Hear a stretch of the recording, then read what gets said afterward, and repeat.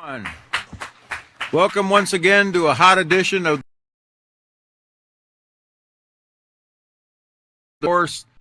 If you're here at the headquarters in Abilene, Texas, you can be seated. And if you're following us online, don't forget to go to the drop-down menu on the Facebook page. At the top of the page, you'll see we have a number of books there that we've been going through. Can you believe we've been going at this now, guys, for 4 years almost here, and through these books? It's been, I think we got about 9 more months, but we're going on 4 years.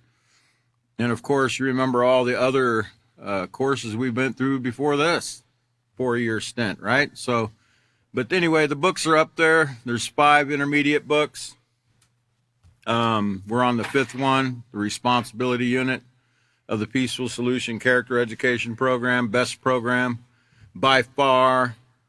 Can't even be compared to anything out there today. And no, I'm not a sales guy, but I am sold on it personally because I know what it did for me and what it's doing for me, and I see what it's doing for everyone here that's also applying it, learning it, etc. So again, we're in the responsibility unit. We're in chapter 3. I have a responsibility to myself. Last time we left off on page 43 in somewhat of a disarray. I had a slide that wasn't quite, it was having a wardrobe malfunction, I guess you might call it, bleeding off the page and everything. So we'll try to get that handled tonight and go back over that a little bit so we don't lose track of where we were at. We're on page 43, adolescence, what is it? And we were before we go there, though, we better go back and read the step that we're on, because we always want to remind ourselves what it is. The procedure always tells us, or the objective and purpose. It tells us what the purpose is and the objective is of this lesson, what we're trying to get across to our students. And so we want to remember where we're at here. We're on number 2 on lesson plan 3, page C, procedure 2. Let's see. No, we're on 3. Sorry. No? We're on 2. Getting ready to go into 3. Okay. All right. So yeah, we're on number 2. So again, ask students how we can be responsible for ourselves. Have students listen to the song, It's Our Responsibility. Words of the song are on page 41. Explain that in this lesson they will explore several ways that they, as young adults, can be responsible for choices they make. They will learn about the importance of accountability, accepting the decisions of those in authority, avoiding risky behavior and negative conformity, and peer pressure. Remember, those are all influences that we learned about in the self-control unit, also in the respect unit, and probably even in the, it's been in every one of those books we've got. We've been over these elements many times, and we always try to go back and rehearse these things constantly. But these are different influences, the negative conformity, the peer pressure.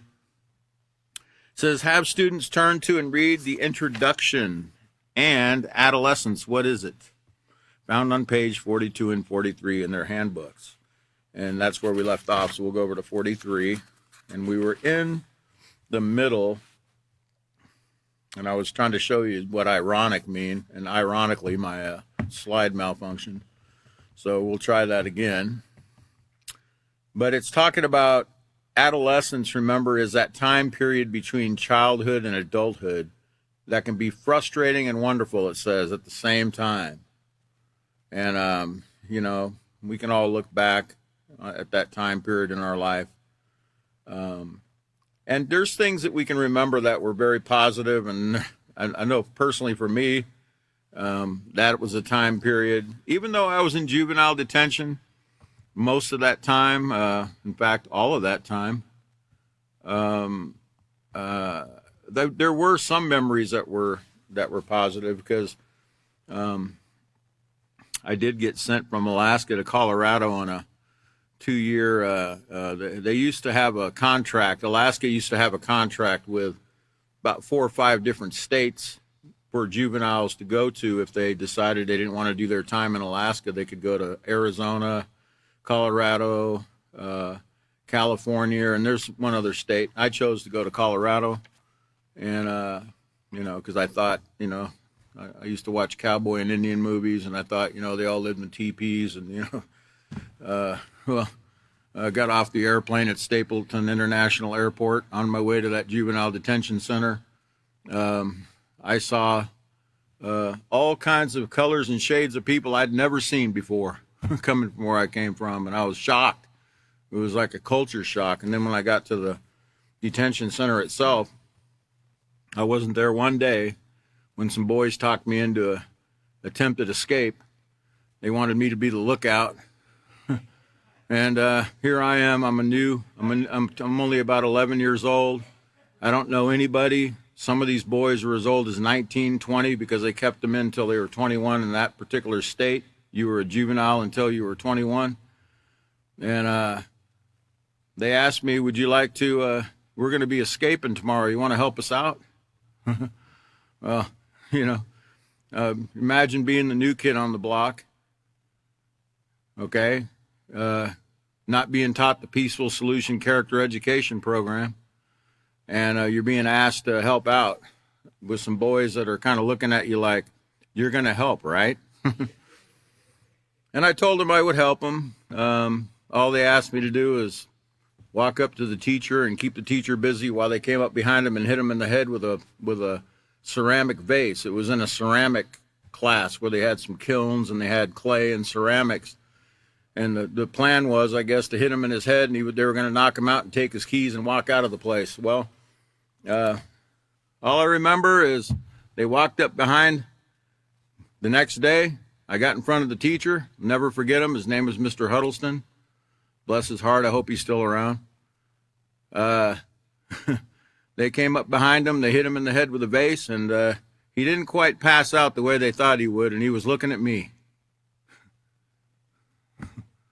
Blood running down his face, looking at me, wondering why I didn't say, hey, look out. And I'm telling you, that incident, because of that incident, the rest of my time as a juvenile and an adult in the adult system, I had an escape attempt on my record, and they put me in maximum security confinement for it. Okay? And they were thinking that I was an escape risk, and I was trying to tell them, hey, look, I was only 11. They said, hey, we don't need the excuses. You have an escape risk tag on your record. So that's kind of an idea of what my adolescence was like. But I did have, even though I did a lot of time, and I did have a lot of great memories as well, because some of the places I went to were a little less strict. But anyway. That's a long story, okay? But anyway, on page 43, remember, it's a wonderful time and a frustrating time at the same time. Many teens complain of feeling as if they're being pulled in opposite directions. On one hand, they're told to act like adults, and on the other hand, for their own safety and well-being, they still must be treated like children. That's important to remember, You can't just we can't just allow young people to do whatever they want to do.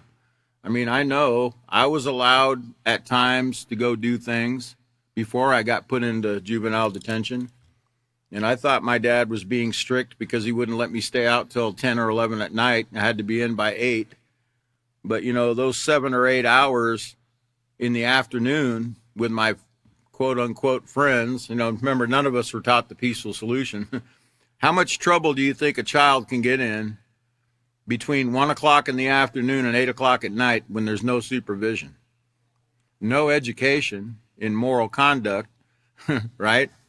And it's summertime, and, you got nothing else to do but walk around the neighborhood, with rocks in your hand or a slingshot or, I mean, what goes on when there's no supervision. So, I thought my dad was being strict because of that, but actually my dad wasn't really that strict. But we need to be mindful and watching out for our children is what I'm trying to tell you. They can't just be running all around without you knowing what's taking place. Now, this is where I left off. Let's go ahead and go to the next slide, because I think I have this on. Yeah, there we go. It says, this is one of those ironic aspects of being an adolescent. Although you might not be old enough to be totally independent and make all your own decisions, you are old enough to be responsible for the decisions you do make and to face the consequences or rewards.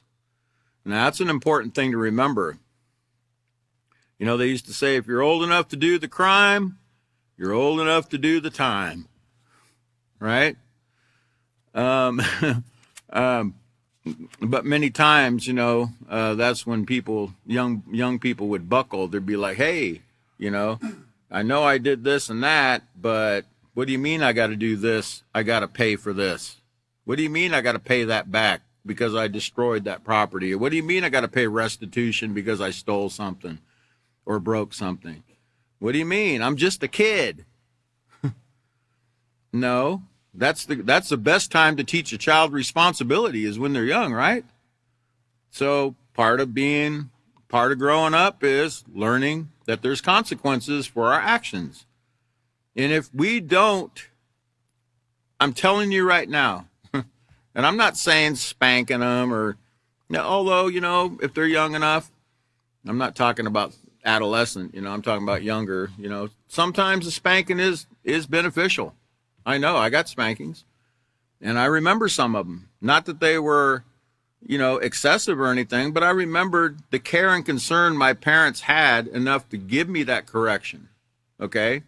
And to be told, hey, you're on the wrong path. You need to get off that path. You know, one of the reasons why a spanking is beneficial is it reminds us that, you know, these things hurt. The things that we do hurt. They hurt other people. So sometimes it's going to sting our little rear end too, right? I'm not talking, remember, we have a whole, we're not going to get there because that's in the parenting program, but the parenting program does talk about how spanking at times could be beneficial for a child as long as it's done the right way. But the important thing to remember is correction is important. You can't just let these children do whatever they want to do, okay? We can't just say, well, they'll live and learn. No, they won't. And no, they haven't. For 6,000 or however many years mankind has been here, they haven't learned the lesson on their own. So if you let them go their own way, you let them do whatever they want to do, and you don't teach them there's rewards for doing what's right, and which everybody loves. They love rewards. But that there's also consequences when we don't make the right decisions. If we don't put that in their mind, we're actually harming that child. We're actually not being a leader, a parent, a positive leader and a positive parent if we don't give the correction, if we don't give the reminders, if we don't and we just let them do whatever they want to do, that's going to come back on us because we're the ones that allowed it. And we will see the fruits of our not giving that correction at some point. So back to the slide. It says, so if you choose to act irresponsibly, then the choice is yours and you have no one else to blame but yourself. And I was trying to show you with a couple examples of irony there, you know, it says entrance only, do not enter. You know, that's very ironic, right? What about this one? You got that truck. It's the Republican newspaper. It says the Republican, where the news hits home. You know, it's crashed into somebody's house. Okay, those are examples of irony, okay? You know, they're kind of funny, they're kind of silly, unless that's your house, right? Okay, so let's go ahead and go to the next slide. I think I have, let's see. Okay, no, let's go ahead and go back to the reading in the book, and then we'll come to that here in just a minute. Okay, so it says, make every effort, I'm on page 43, make every effort to use self-control to avoid risky behavior that could cause regret, danger to yourself and others, or embarrassment. Behaviors such as experimenting with drugs, premarital sex, or criminal activities are irresponsible and can change your life for the worse, or they can end your life, heaven forbid. And they do. Children lose their life every day. Children end up in hospitals. Children end up with STDs. Children end up in prisons. I mean, not prisons, but juvenile detentions. Sometimes they commit crimes where they hold them over till they're adults, and then they go into adult prisons. But these things take place, so we need to make every effort to teach children to use self-control, because children aren't just going to learn self-control on their own. Yes, bits and pieces, they can do it. They can learn how to they can control themselves enough to go to sleep at night, or brush their teeth the next morning, or, put on their clothes before they go to school. There's certain things of self-control they can do. But did you notice we had a whole book on self-control? Did you notice that? It's very thick, too. Okay? So it wasn't an easy thing to learn, and we're still learning it. We're still going over it, right? Step by step. As we learn these books, we're still learning how to be responsible and apply self-control. Okay, so it says, let's go to the next slide now. We can go to the cold hard fact here at the bottom of page 43. It says, nothing positive can come from engaging in risky behavior. Those who experiment with drugs or overindulge in alcohol to get high always end up feeling low.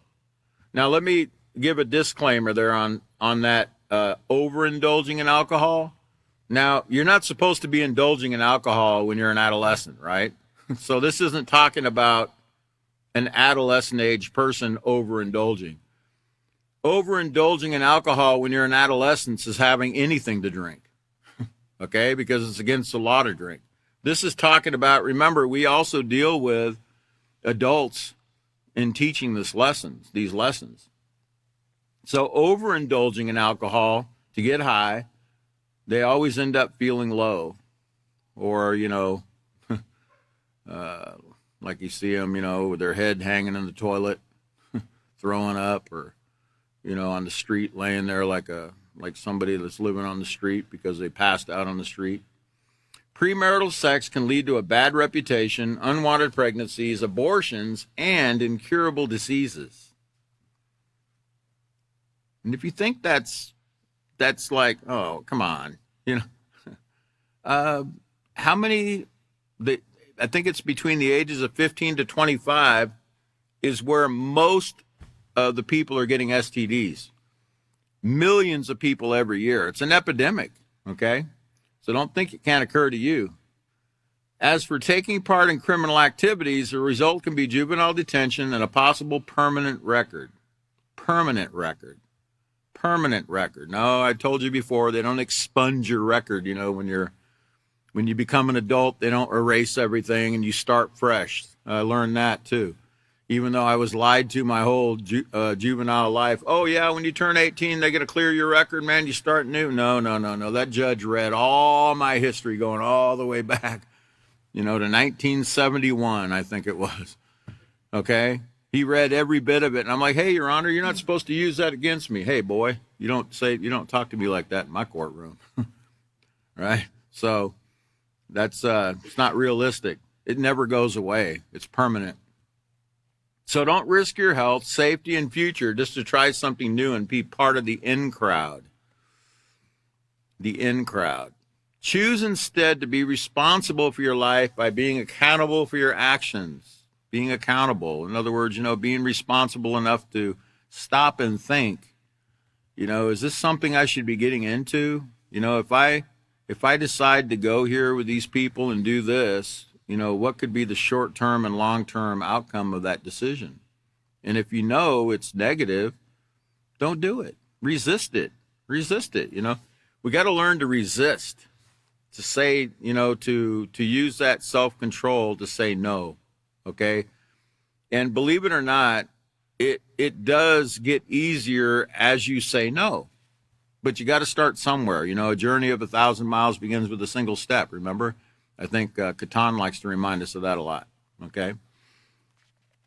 Okay, let's go over to back to lesson plan page C, D, or lesson plan page 3D,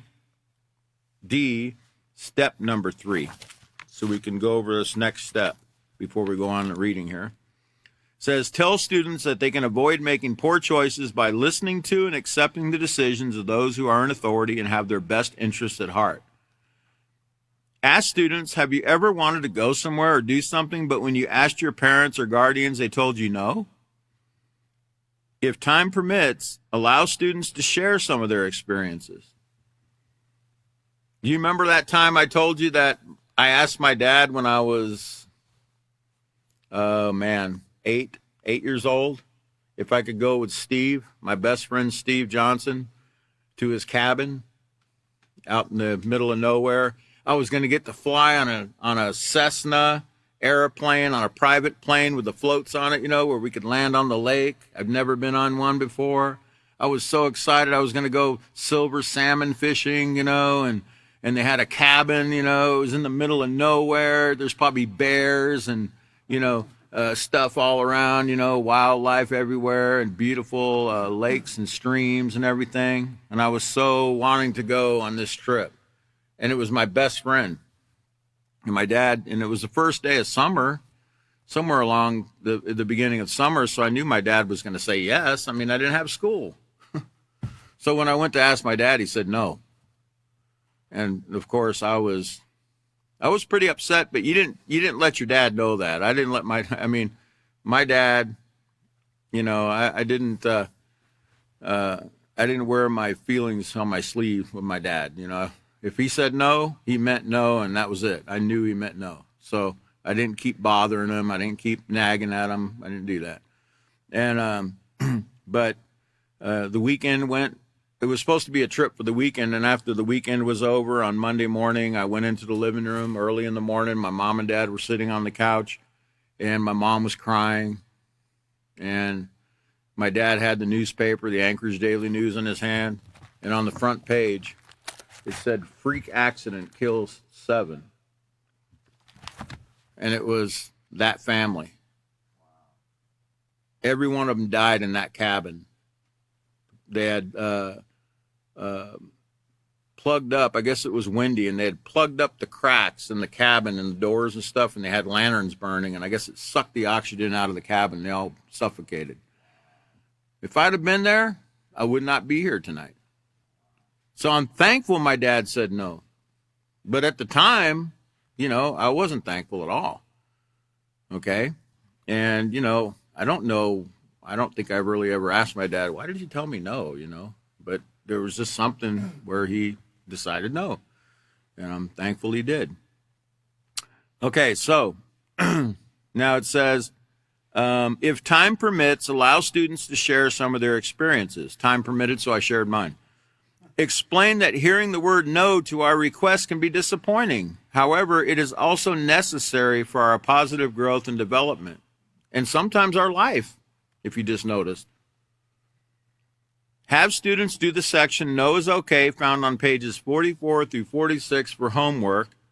Emphasize that most parents and guardians simply want to guide, protect, and teach their children so they will know the difference between right and wrong. Okay, and that's true for most parents that I've ever met. They've always wanted the best for their children. They're not wanting, we all might go about it a little bit differently, and we might have different styles of parenting, different personalities, etc.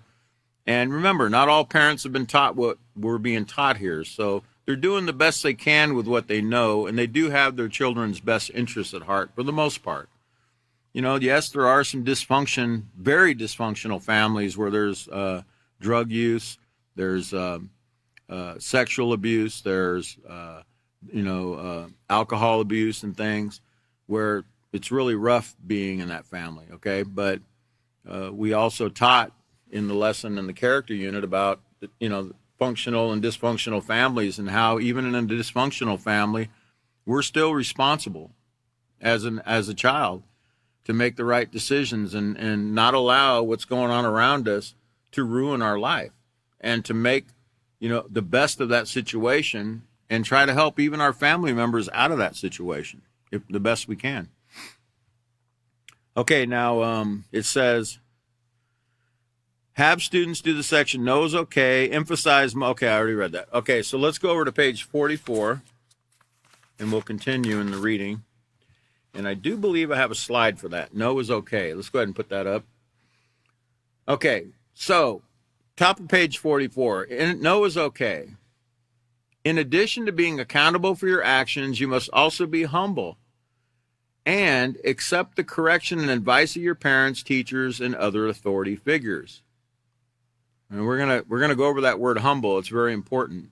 By having the right attitude, you can give them an opportunity to help you make positive decisions. Believe it or not, most adults want to help you avoid the mistakes they have made.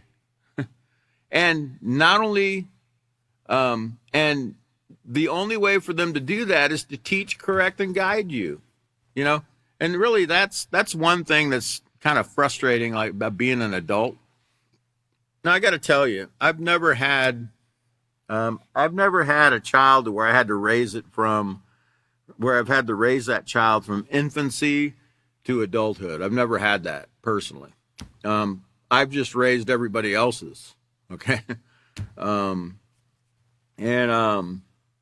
It can be frustrating because you're sitting there and you're thinking, doesn't this person understand that I was their age at one time, and I went through a lot of things that could have been avoided, but I see them on the same path. They're going the same direction, and I'm trying to keep them from going in that direction. And they're just kind of looking at me like, you know, what's the problem, you know? And you're just like, what is it they don't get? Well, you have to remember, I think we've talked about it many times, these children, you know, they still have that frontal lobe, you know, the frontal cortex, you know, is still developing, I think, till you're like 25 or 26. So that's the area of the brain where it helps you make judgments, you know, right decisions. So they're not fully developed yet. So, you know, even though they're being taught the peaceful solution, and even though, you know, you're trying to guide them in the right way, they still have that thought in their mind, because it's not fully developed, that, well, that's not talking about me. You got in trouble because you didn't get in trouble the right way, you know. you know, if you would have had 2 getaway drivers instead of 1, you could have done that and got away with it. But you only had 1. I'm going to use 2. I'm smarter than you. I mean, it's just kind of like that. I mean, that's kind of how they think. They just think that, you know, they know more than you. But the fact is, they don't. You've already been through those things. So you already know what they bring. And you've seen what they bring to other people that have tried them, right? And we try our best to get that through. And sometimes it can be very difficult and frustrating at the same time. But just remember, they're still young and they are developing. So let's go back to that slide. I think I'm still reading. Yes. Okay. Okay. Now this word humble, you remember it says, be humble and accept the correction and advice of your parents. Now, this is what I'm going to call the gold standard. Okay. The gold standard is humility. Humility, humble. Remember, we learned in character unit, page 14 through 15, about this positive trait, humble, which means not being proud or arrogant. Not being proud or arrogant. And, you know, that's an eye-opener to people. They're going to go, what are you talking about, man? My parents tell me all the time they're proud of me. There's banners hanging in my school that say, proud student of, you know, or, you know, they see bumper stickers on cars, proud parent of a Clark Middle School honor roll student, you know. Or there's school pride, you know, written all over the school. You know, the word pride is everywhere. So they're like, what are you talking about? What's wrong with pride? So there's your first challenge. Okay? Because the whole society is telling them that pride is okay. And actually, pride is a downfall. Pride is a negative character trait which begins your downfall, you know. Remember, pride, there's only one type of pride. Okay, unless it's a lion's pride, a pride is like a group of lions, right? Not talking about that kind of pride. There's only one pride if you look it up in the dictionary. There's not a good pride and a bad pride. It's all the same. And there ain't one parent that I know of that will tell you that it's okay for their child to be proud when they give them an instruction and for that child to say, "What are you talking about?" No, I'm not going to do that. That's pride and arrogance. You tell me one parent that appreciates that. So really all it is lack of education, because remember, when we're being bombarded with these thoughts and ideas that pride is okay, or that, respect, you've got to give it to get it. People have to earn your respect. When you're told these things and the whole society is teaching you these things, remember, the peaceful solution is going to sound quite alien and foreign. But we're telling you, it's a negative character trait to be proud and arrogant. Pride is lifting yourself up above the rules and saying, "No, I don't need to follow the rules. I make the rules here. No, I don't need to submit to you, Mom or Dad. I do what I want to do." That's called pride and arrogance. And I don't know any parents that like that. Okay? So let's go back to that slide. The gold standard, humble. It says, not being proud or arrogant. A humble person will not argue, dispute, nor disobey set rules. And it gives the example that the bathroom rule is clean up after yourself when you use the bathroom. No, I'm not going to wipe the handle. No, I'm not going to put the seat down or up. No, I'm not going to clean that toilet that I use. Right? Or, no, I'm not going to stop writing on the bathroom walls. Of course, you're not going to write on your walls in the bathroom, but you might do that at the public restaurant or the bar, with everybody's number on the. But no, that's called pride and arrogance. It's called pride and arrogance, doing what you want to do, doing it your way. Remember the spirit of Frank. I did it my way. I didn't do it the way everyone else told me I needed to do it. I had my own idea. What was that, Ford Motor Company? We have a better idea, right? Okay, so that's the gold standard we got to meet. Remember we talked about standards in the last class, about a standard, a rule, a measure that we need to live up to?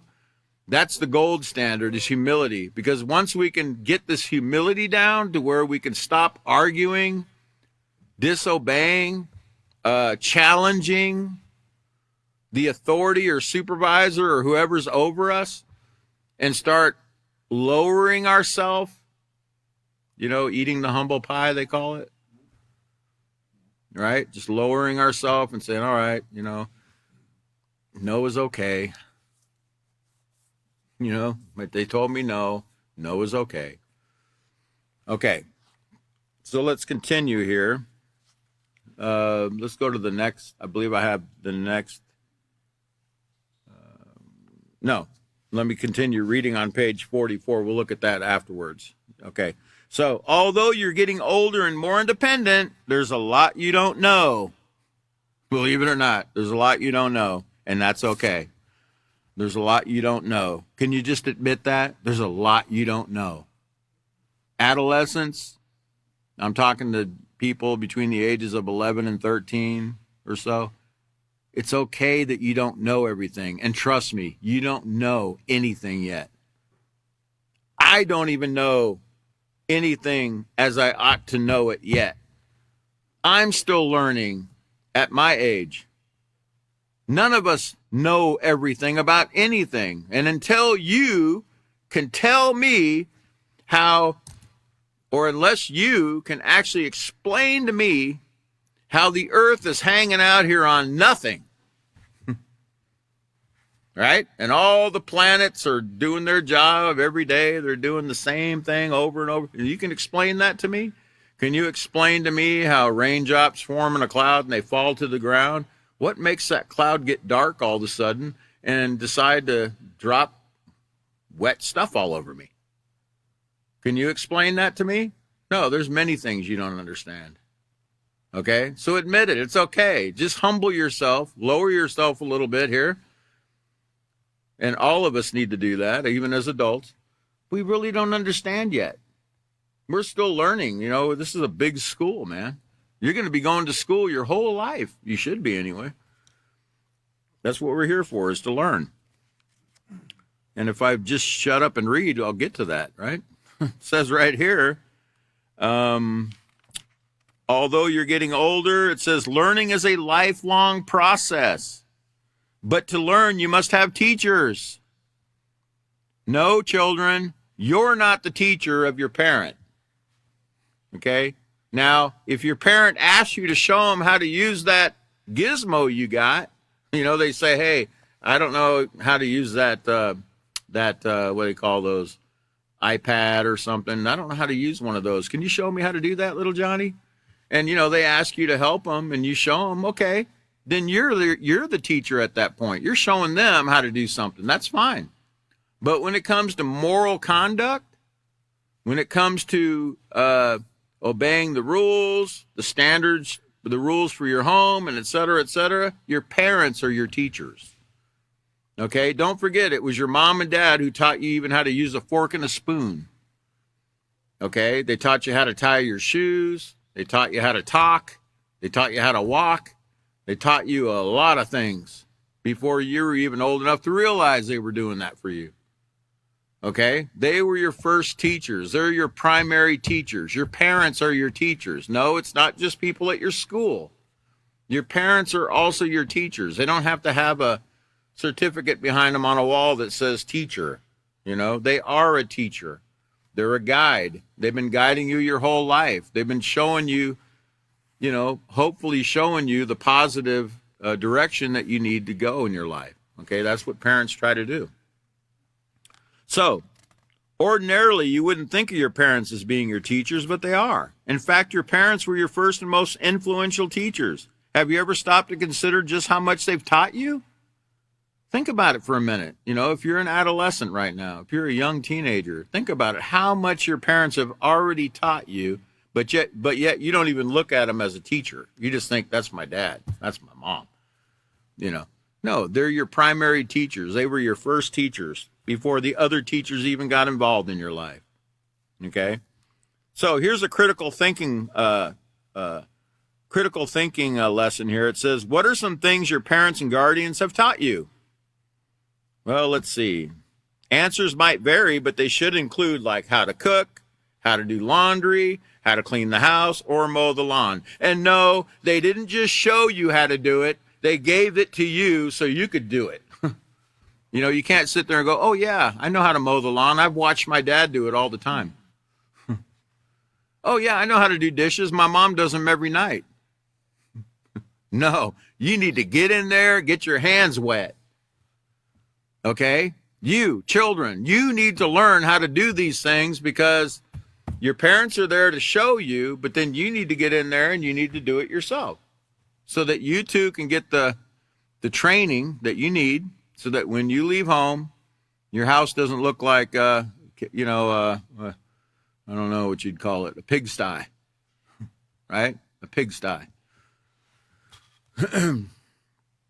You know, how your mate's going to put up with that? You know, your laundry's all over the place. You know, you don't sweep the kitchen. You got rats running all over the place, cockroaches hiding under the cupboards, and you know, because you don't want to clean up. I mean, okay, if that's how you want to live, but that's not what your parents want for you. They want the best for you. You know, we all want the best for you. So learn how to cook, learn how to do laundry, learn how to clean the house, learn how to mow the lawn, etc. Okay, put up the next slide, please. Continuing here, it says, do you know what the whole purpose of being taught is? So that you can gain knowledge, grow up, and become a successful adult and contribute to society.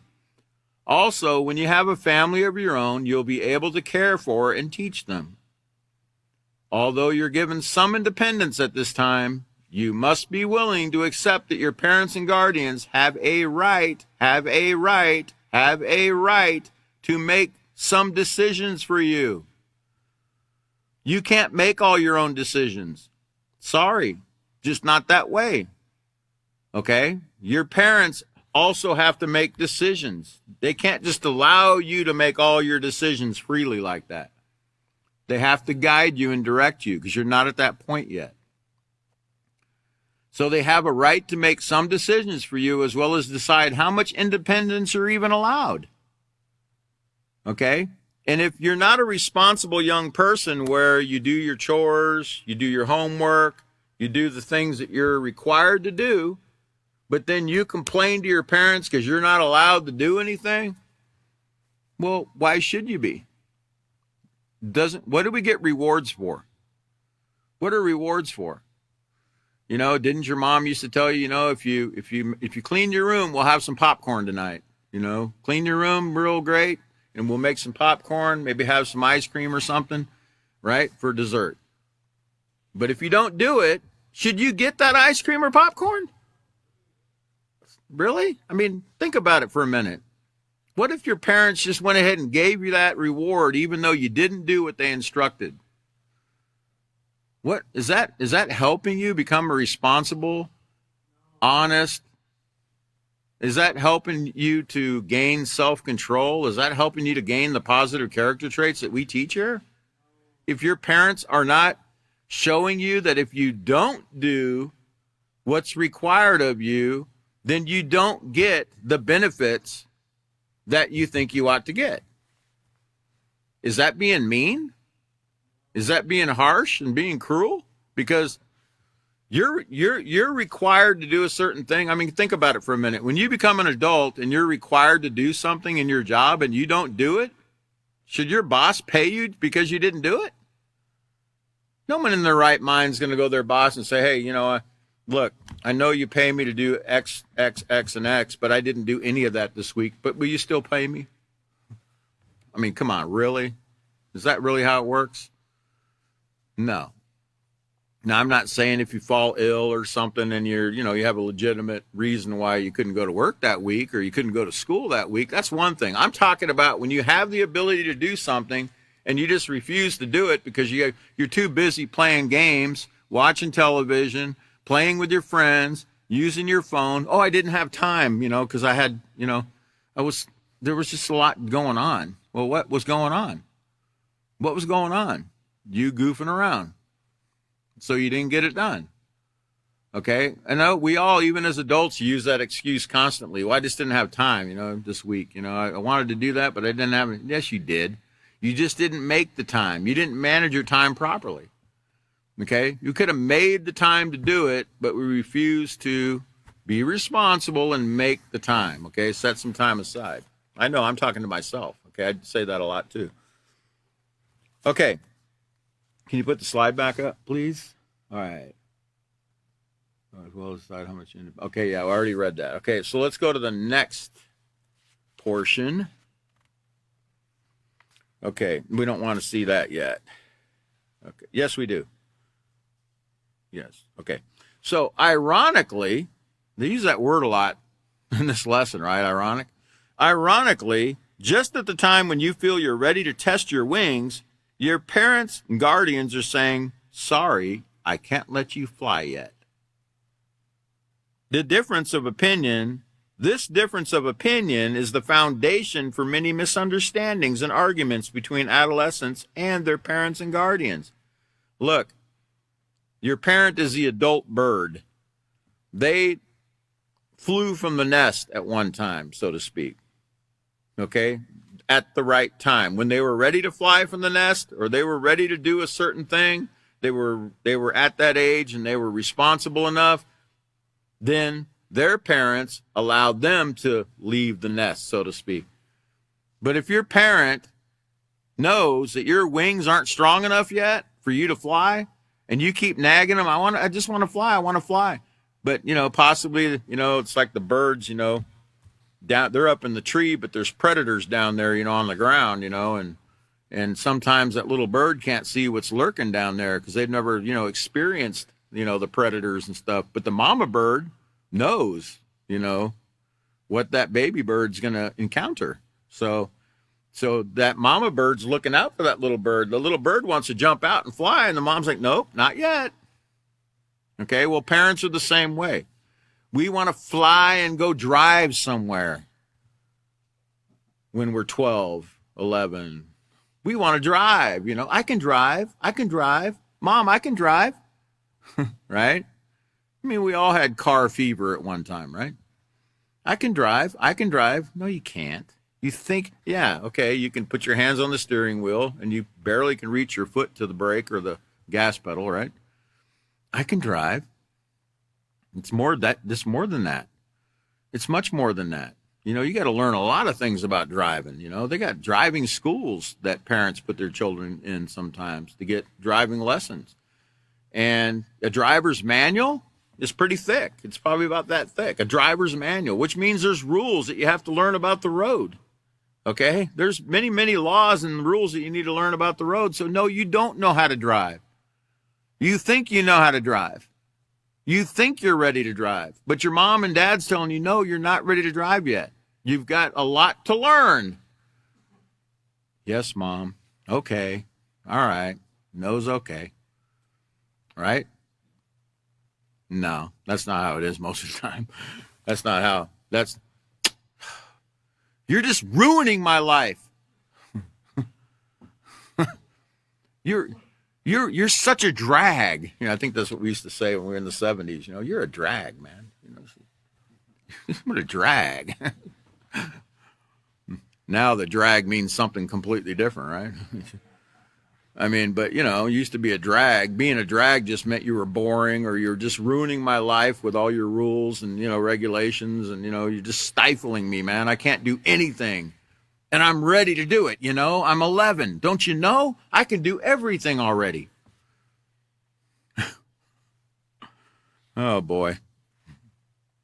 It's a hard lesson, to get across to young people. Okay? But we just got to be patient. We got to just remember that, we were in the same position before. We had the same mindset. Thankfully, our children are being taught or should be being taught the moral conduct found in the peaceful solution. So it is a little easier for us because they're getting the instruction that the other children aren't getting. But they're still being tested with that instruction to see whether they're going to follow it or not, right? So the children in the peaceful solution program, they got a lot to live up to. They get tested very hard sometimes.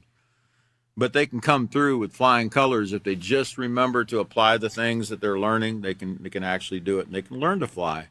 But your parents are telling, no, you can't fly yet. Can you put the slide back up? It says, no, sorry, you can't fly yet. The difference of opinion, okay? It says, the truth is the world can be a dangerous place because most of the world has not yet learned the peaceful solution.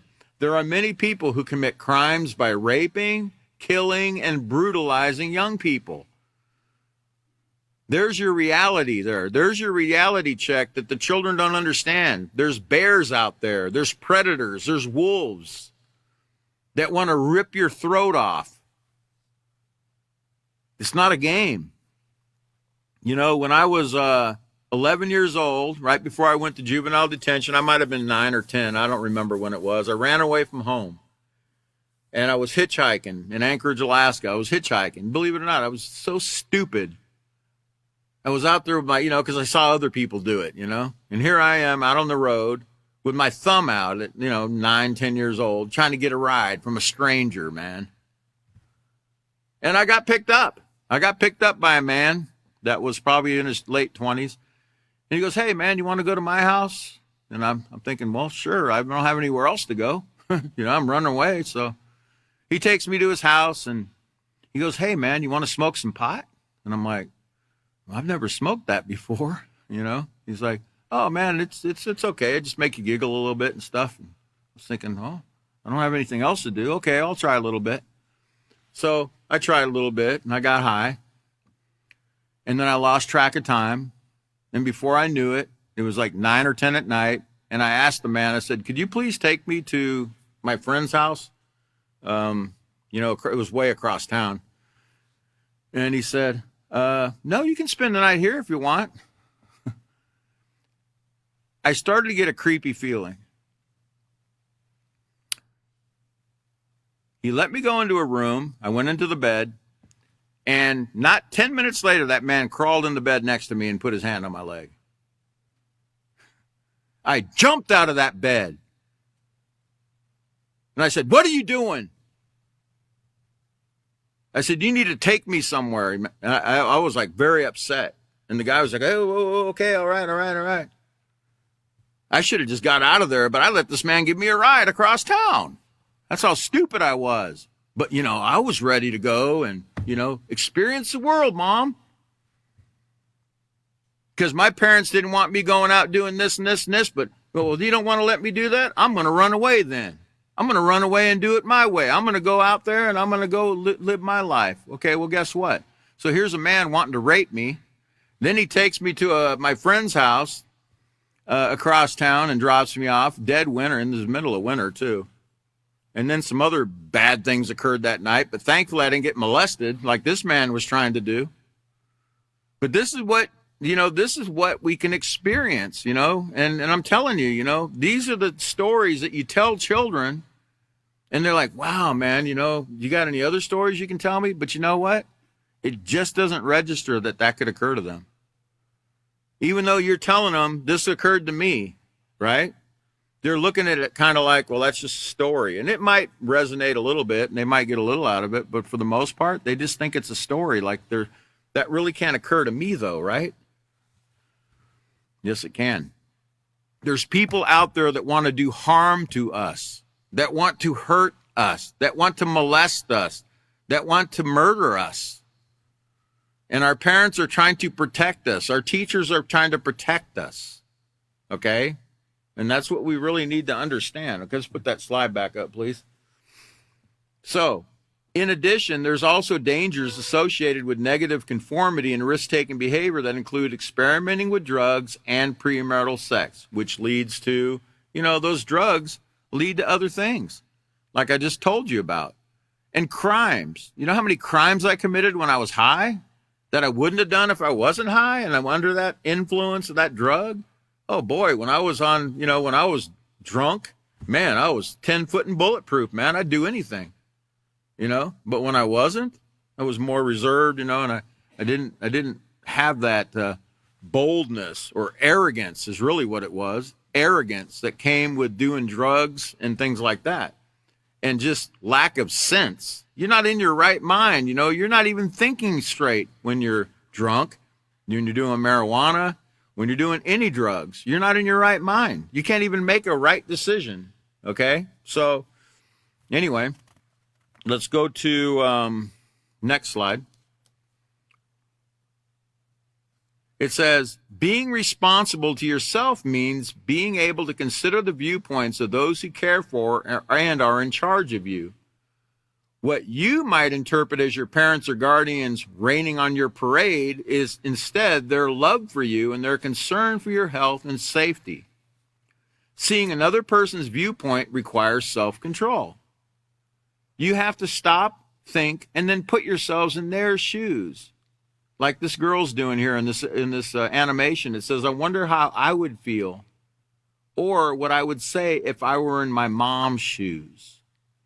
If I were in my mom's shoes. Remember, that's called, when you put yourself in someone else's shoes, what's that called? Empathy? Okay. Someday, you too might be a parent, and you will want what's best for your children. In order to understand what your parents and guardians are going through, do a little role reversal. We have a video in the Peaceful Solution. It's called, what's it called? The Boss? Boss for a Day, or what was it? I'm the Boss, or Who's the Boss, or something like that, where the child says, well, I want to be mom today. I'm going to do everything mom does today. I can do everything my mom does. No problem. Well, by the end of the day, when you watch the video, that little girl, she was like, "Mom, you can have your job back. I do not want that job. I just want to be a kid." Okay? I think it's called Who's the Boss or something like that. But anyway, it's really a great video. If you ever want to go on a Peaceful Solution, I think it's YouTube, Peaceful Solution, Peace Tunes or something like that. We have some videos for young people. as well. If you can put up the slide again, please. So it says, do a little role reversal. See yourself through your parents' and guardians' eyes, and then consider the dangers of the world we live in. Will you feel comfortable sending your child out late at night or to someone's house you know nothing about? Keep in mind, if you're hanging out with the wrong group of people and they do something illegal, you will also suffer the consequences. You know, these sleepovers, you know, that we used to do. And Mom, I want to go to the slumber party, they called it, a slumber party. There wasn't no slumbering going on. There was no slumbering going on. There was sex going on. There was drug use going on. There was drinking going on. There was people sleeping in other people's beds, spreading diseases. There was people getting bed bugs and getting all kinds of different diseases they picked up in that person's house. There was children getting molested by the parents that lived in that house. Slumber party. I want to go to, you know, and at these slumber parties, I remember my sister had a couple slumber parties and invited her girlfriends over for the slumber party. And I remember what us boys were trying to do at the slumber party. And we weren't trying to slumber. We were trying to get something from that girl and get some kind of disease or give them some kind of disease. That's what we were trying to do. Or we were trying to provoke some kind of unwanted pregnancies. That's what we were doing at the slumber party that your child's going to. Next time your child says, I want to go to the slumber party, just remember, you know what goes on at a slumber party, Mom and Dad. You've been to them. Or you've hosted them. So don't act now like you don't know what's going on. You better protect your children. You better watch out for your children because you're only going to have one shot at this. And your child can end up in a bad, bad way because you didn't protect them like you should. Okay, let's go back to that slide. I think I'm about done with it, aren't I? Okay, so let's take a closer look. Is that where I'm at? No way, man. How'd I get way over there? Okay, go back to that slide. Oh, no. Okay, yes. Go to that slide because I want to, the reason I have this up is from the self-control unit about being humble. Remember, I'm calling that the gold standard. And on page 103 of the self-control unit, it says, without self-control, conflicts between an authority figure and those they are responsible for can result in disrespect, misunderstandings, and arguments. You might even find yourself in deep trouble if you ignore the moral guidance that you're being given. Although you might not agree with their instructions, children, adolescents, and even adults that have supervisors, if you ignore the moral guidance you're being given, although you might not agree with their instructions, you have an obligation to respect authority and use self-control to communicate your opinions appropriately. Now get this, underline this, highlight this. You must also be humble and obey the instructions that you're given, even when you have a different opinion and would rather do something else. Think about it like this. Someday you will marry and start a family of your own. How will you want your children to act toward you? Children, I want you to try practicing this week. Even this young one right here. I want you to practice this week, okay? The really young one over here. Practice this week. Think about, can you put that slide back up, please? Think that someday you're going to marry and you're going to start a family of your own. How do you want your children to act toward you if you give them an instruction? If you tell them no and they give you a hard time, think about how you would feel if that was you. Think about it, okay? Practice doing that. Remember, obeying those in authority is a sign of moral strength. It's not a weakness to be obedient.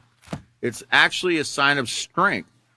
You know, it's not muscles that makes you strong. It's not fists, how big your fist is, how big your muscles are. It's using your mind to practice a peaceful solution, to stop and think about the consequences of what you're getting ready to do, whether positive or negative, and then proceeding with the right choice. That's how you exercise that moral muscle. That's true strength, okay? That's true strength. So be determined, to continue getting to the classes like you've been doing. Man, I see these faces out here. I've been seeing y'all for years coming to the class.